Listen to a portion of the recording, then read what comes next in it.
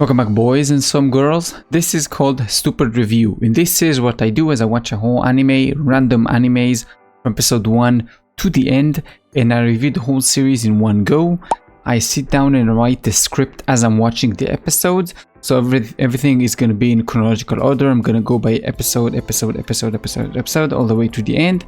And you will see in every episode, again, I have points that are chronological in the order of the episode. As this is anime and I don't want to get my channel terminated, you're going to see my face a lot and you see the anime around. Let's go. Okay, let's start with episode 1. Episode 1 starts with the sorry life of a nobody that always is rising to greatness as always. And obviously after 4 minutes and 55 seconds, we get our first character killed, and it's very emotional. And you don't even care because it's only been 5 minutes. I mean, 4 minutes and 55 seconds. So give us some time to get connected to a character before you kill them. And if you want to make like it's a background of the character, so just let us know his mother died. You don't need to show it. It's not gonna, oh, well, who cares? We don't even know her. For some reason, the main character leaves his home for months at a time. Just over there, just nobody's home because his parents are dead, of course, as I just told you. And all the creatures, he has like a few goats and stuff that live at home with nobody, but somehow the home is getting taken care of. Nobody explains how, but it does. Another interesting thing is that apparently the magical school in this kind of world, the anime world, is free. Because it just goes to like 6 different schools and he doesn't have to pay anything, he doesn't have to work for it, he doesn't have to like owe something to someone, he just goes and gets some lessons. He gets to like be there. Just like that. At least they're using their taxes for something good, right? The system that decides who can actually become an adventurer in this world is dumb as hell. It's just based on trust. You basically say to the clerk what kind of skills that you have, and they just write it down and you get in. That's it. As simple as that. So stupid. Oh, and don't forget, just for the fun, at the end of the episode, we save a princess. I say we as the MC save a princess. And just like, you know, at the moment her friends arrive, we disappear like a mysterious guy. Episode 2, letting you know the main character is dumb. He doesn't even know that he's the one who killed some kind of a demon in the previous episode, which he did. But they were going for some kind of a dumb main character, so prepare for that. And besides that, he obviously gets found out by the princess that he saved from the demon, and he doesn't want to get a reward from her. She insists on giving him a reward. He says no. And this is basically the trigger for the whole series. If he said, okay, just give me something like nice, treat me to a meal or something, that's gonna be fine, the series won't happen. Just because he insisted of not getting a reward, that's the reason we have the series. The king is actually very nice, like her father, the princess's father. The king is actually quite nice. He's a fair person. It is quite rare to see this in anime. Usually, most of the time, he's either like almost dead, like he's 50,000 years old and he's about to die, or he's pretty young, but he's an evil guy and he's trying to deceive the main character, stuff like that. And funny enough, the episode name is Parry Rewards.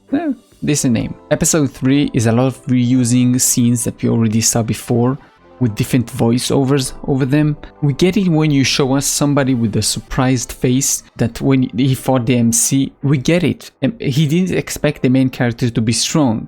You don't need an 8-minute flashback to show us, oh, how like things are so like his mind is blown up or something. We get it. We can see his face. He didn't expect.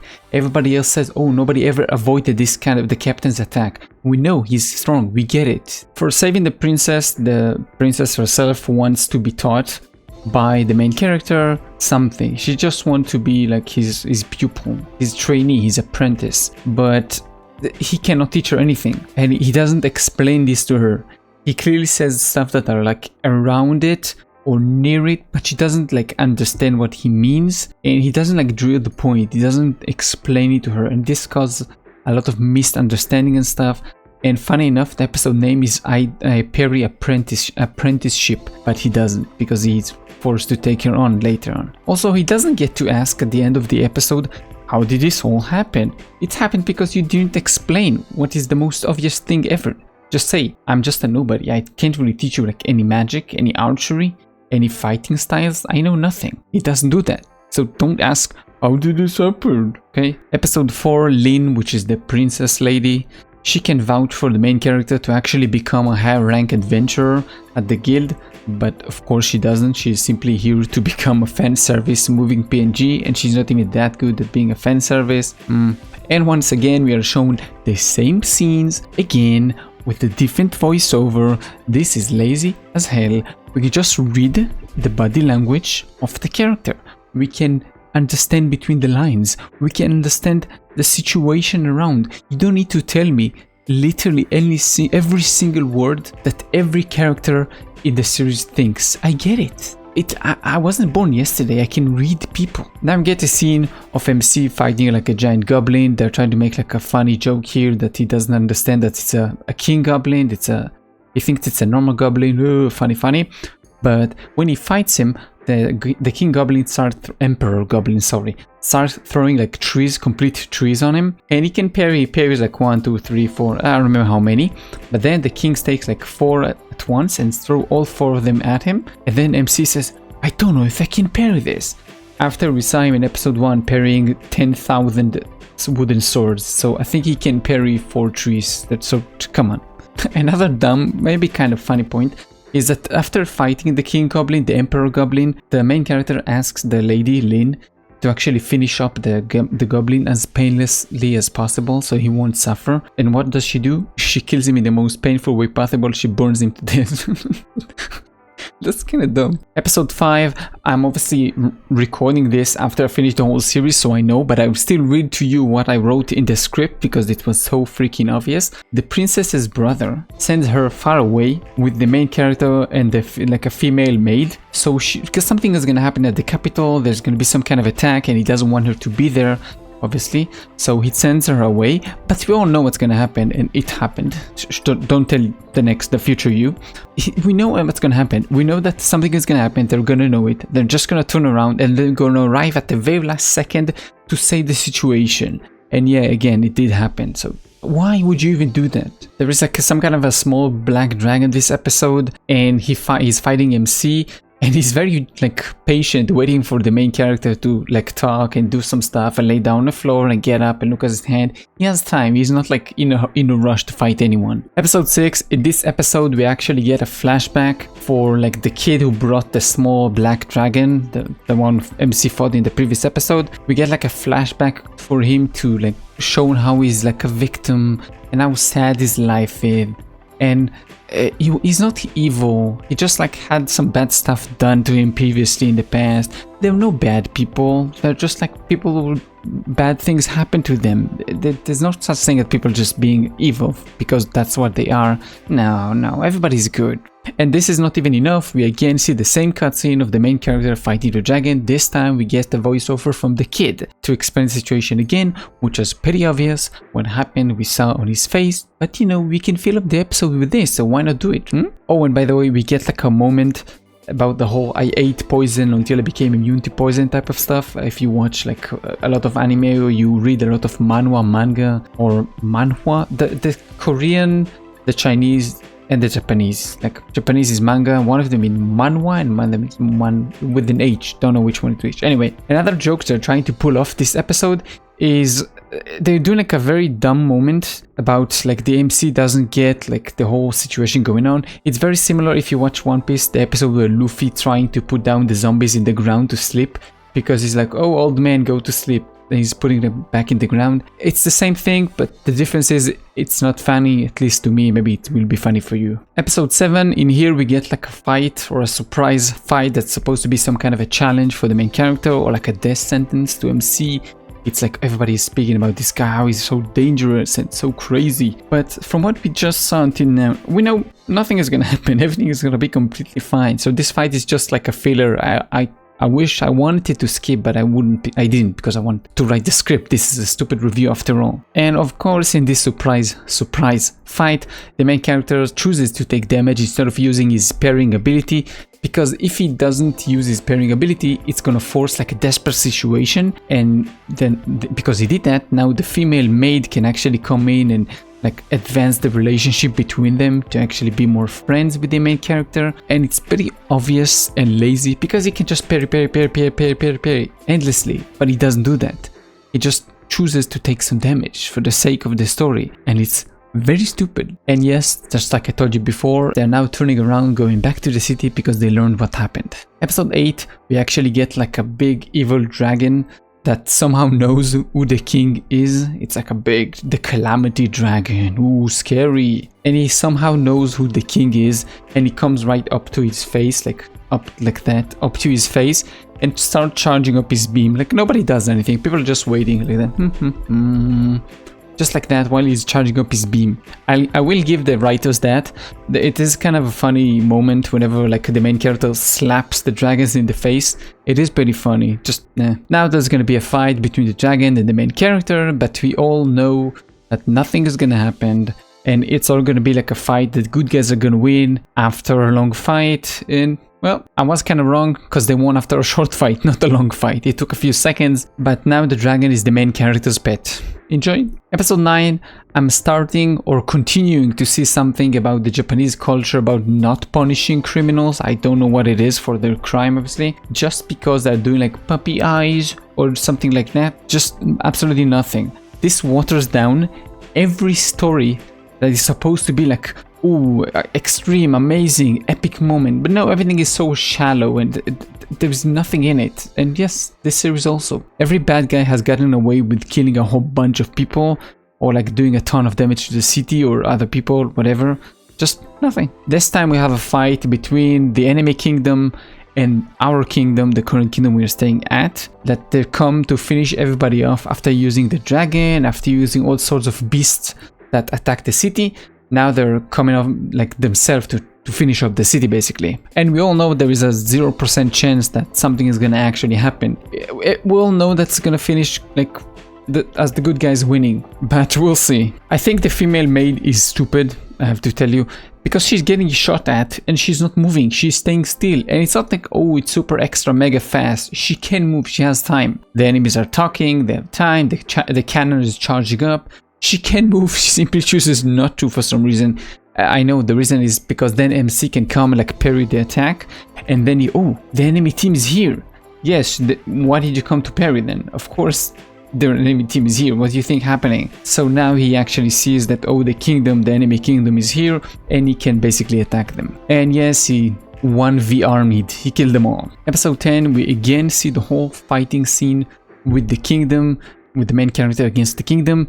This time from the MC's perspective, because the previous episode was from the enemy's army general perspective. Now it's from the MC. It's not funny, it's not interesting, it's simply lazy to show again the same scene with now like a different voice over them. It's just useless, I hate it. Again, MC trying to be funny, but he isn't. It's not funny, it's stupid. Next, I don't know if it's funny, but whenever all the masters, the old master, like the thief, the mage, all those kind of main characters came down to the battlefield, it kind of reminded me of Kung Fu Panda for some reason. I don't know why, but it did, so just thought you should know that also. During this episode, the main character says that he can actually tell that the dragon is actually angry, but by how it sounds, like the dragon just roars.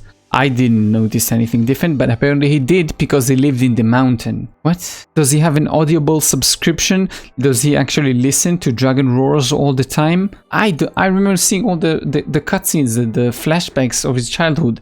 There was no dragons, anything, nothing. There was not even any creature, just him training and beating up trees. That's it. So I don't know how he does it, but good for you. This episode's end with a somewhat funny joke of the main character sleeping on top of the dragon and like waking up when they get like to the enemy camp. It's decently funny. Episode 11, this time we get into the enemy's capital city, the enemy kingdom capital city, and when we get there, it is actually fine now to destroy the whole city. But previously it wasn't even okay to kill a whole goblin.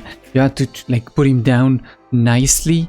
It isn't good to kill anything. It wasn't good to kill a big dragon that came to attack the city. Don't kill anyone. But because the king here is being a tyrant and he's like the bad guy, you can destroy the whole city and kill everybody inside the city. That's completely fine. No questions asked. But after that, I'm trying to explain it by saying, as the enemies shot at at the main character deflected it and it exploded into a few pieces. Then the enemy says, oh, it's gonna hit our like mana storage. The main character doesn't know that, but he still parried it even previously before that, even if he like had like he has like a very good hearing, even if he could hear them say it, he could hear them say it after he deflected the attack. So he knowingly just didn't care and wanted to destroy the city. So now it's fun. Another try, I think it's a try for a joke. If it is, then I just didn't get it. I don't find it funny. The guards actually trying to fight the main character because they're thinking the main character is the guard for Tyrant Emperor, and they're trying to take down the Emperor now to actually show them to the main character. They don't know who the main character is, but they're trying to show it to him to say, oh, we're not with him. Just kill him. We don't care. Just spare us. I just don't get, how do you not know who your like bodyguard is? Just you're the guards. He's like the guy who says it is like the right hand, the main guard for the king. So if even then, why are you some like now a good guy? You were doing all those stuff like you did until we just came, like being like the guard of a tyrant and doing everything in this kingdom. That was fine. But the moment we came for you, now you care? I don't think you're a good guy. You just want to save yourself. Another stupid thing that happens, somehow the guards throw a bomb on the main character and he knows what a bomb is. The whole like place the guards are at is supposed to be a very advanced society. They have like cool technology and like sci-fi stuff, and all the rest of the kingdoms are like medieval places. They have nothing. They like use fire and horses, but somehow the main character know what a bomb is. He didn't even know who like some kind of a demon race is, but he knows what bombs are. Somehow he saw that. Just bullshit. The only funny thing that happened this episode is how the MC treats the tyrant, the enemy king. Just, it's funny. Look, episode 12 is basically episode 1, but this time we get all the shortened cutscenes that they used in episode 1.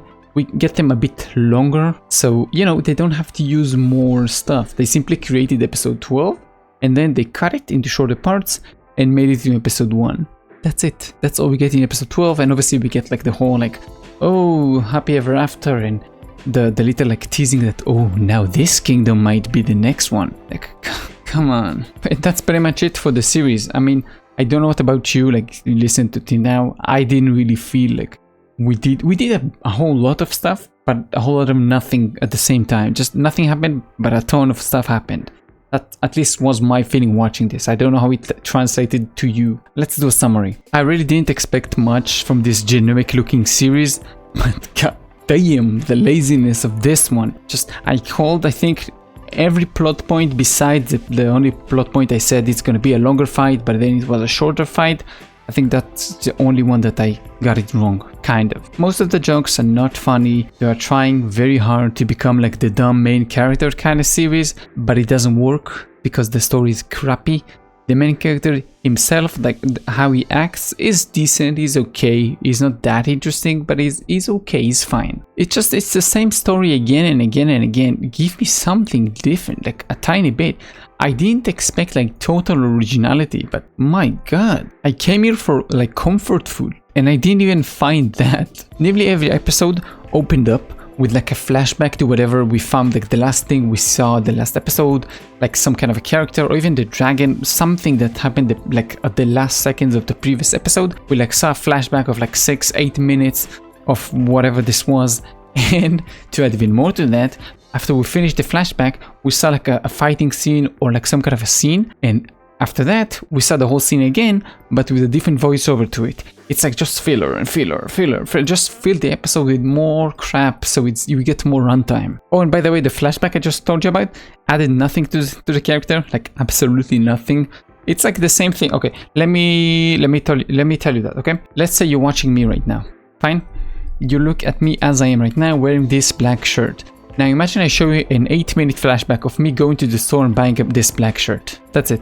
That's the amount of like relevance to the flashback. You can see that I'm wearing a black shirt. You don't need me to watch me go into the store to buy the shirt. Why waste an 8-minute on this crap? I'm actually wondering if the repeated use of scenes like again and again, if it's laziness or simply like blatant arrogance, because they say the audience is dumb anyway. They're stupid. They're not gonna get it. They're just gonna see like anime eyes. It's gonna be fine, like flashy colors and some boom boom boom and some like using funny English Japanese words. It'll be fine. They will enjoy it. Don't care. Anyway, I don't recommend watching this if you have any brain cells working. Even if you're looking to watch for the fan service, there is no fan service like at all. it is not the focus on the series, and I don't care. I mean, I love series that actually have a good story and they're not focused on like, oh, look, in your face. That's completely fine with me, but you need a different, like a decent story for that. And if you don't, then so at least, you know, something is gonna keep us busy. It is not the dumbest series I've ever watched, but it's definitely up there. So I don't know, if you want it, go watch it. I don't recommend. And that's gonna be it. I hope you enjoyed this one. If you did, thank you. If you didn't, let me know why not. I didn't enjoy like watching the series, but I enjoy ranting about stuff I hate. It's more fun. I guess everybody does that. But yeah, that's gonna be it. See ya.